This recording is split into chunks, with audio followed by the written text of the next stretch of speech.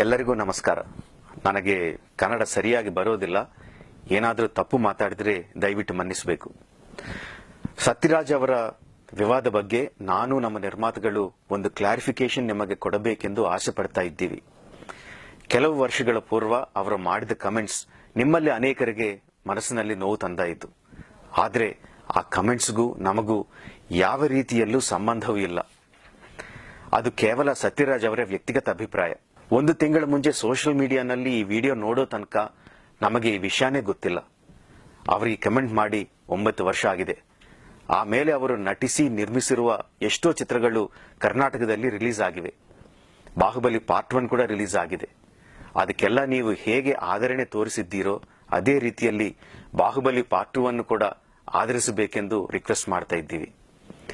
ಸತ್ಯರಾಜ್ ಅವರು ಈ ಸಿನಿಮಾಕ್ಕೆ ನಿರ್ದೇಶಕರು ಅಲ್ಲ, ನಿರ್ಮಾಪಕರು ಅಲ್ಲ. ಈ ಸಿನಿಮಾದಲ್ಲಿ ನಟಿಸಿರುವ ಅನೇಕ ಆರ್ಟಿಸ್ಟ್ಗಳಲ್ಲಿ ಅವರು ಒಬ್ಬರು. ಈ ಸಿನಿಮಾ ನಿಲ್ಲಿಸಿಬಿಟ್ರೆ ಅವರಿಗೆ ಬರೋ ನಷ್ಟ ಏನೂ ಇಲ್ಲ.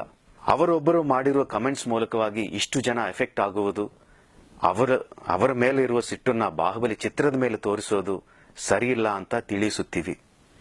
ಈ ವಿಷಯದ ಬಗ್ಗೆ ನಾವು ಸತ್ಯರಾಜ್ ಅವರಿಗೆ ಫೋನ್ ಮಾಡಿ ಸಿಚುವೇಶನ್ ಎಕ್ಸ್ಪ್ಲೇನ್ ಮಾಡಿದ್ದೀವಿ. ಅದರ ಮೇಲೆ ಏನು ಮಾಡಲಿಕ್ಕೂ ನಮಗೆ ಶಕ್ತಿ ಇಲ್ಲ. ನಮಗೆ ಸಂಬಂಧ ಇಲ್ಲದೇ ಇರುವ ಈ ವ್ಯವಹಾರದಲ್ಲಿ ನಮ್ಮನ್ನು ಇನ್ವಾಲ್ವ್ ಮಾಡಬಾರದಂತ ಮತ್ತೊಮ್ಮೆ ನಿಮ್ಮೆಲ್ಲರನ್ನ ರಿಕ್ವೆಸ್ಟ್ ಮಾಡ್ತಾ ಇದ್ದೀವಿ. ನಿಮ್ಮ ಪ್ರೀತಿ ಸದಾ ನಮ್ಮ ಮೇಲೆ ಇರಬೇಕೆಂದು ಆಸೆ. ಹೃದಯಪೂರ್ವಕ ಧನ್ಯವಾದಗಳು. ನಮಸ್ಕಾರ.